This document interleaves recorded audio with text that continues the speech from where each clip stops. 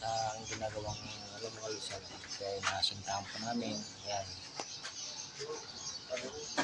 Suntahan po namin yan. Tapos, silaban to. Ayan, silaban to. Iba po ito mga lods. Yan. Dito po ito sa Bulacan mga lods. Pinagdiran po namin yan. Mula doon. Ayan. Silaban po namin yan mga lods. Ayan. Sobrang init po dito talaga mga lods. Matirik po init dito. Pero taste lang dahil yan talagang hanap buhay natin. Wala tayong magagawa.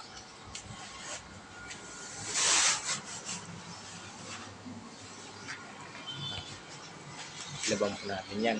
Haba po yan.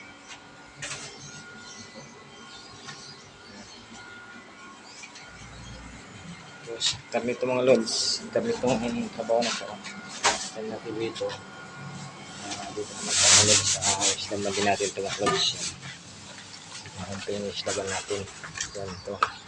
Itong buo na ito mga lods, hanggang din mahaba ito sa ikot agad sa may harap. Islaban din natin yan.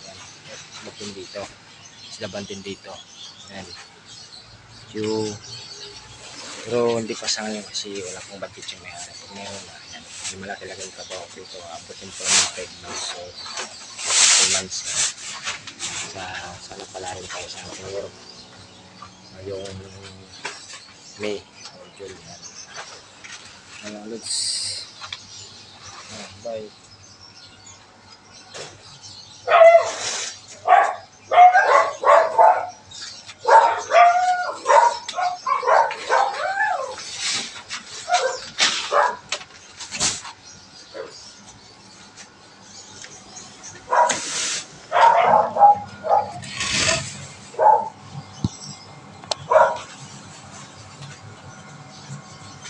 Ay, wait a minute.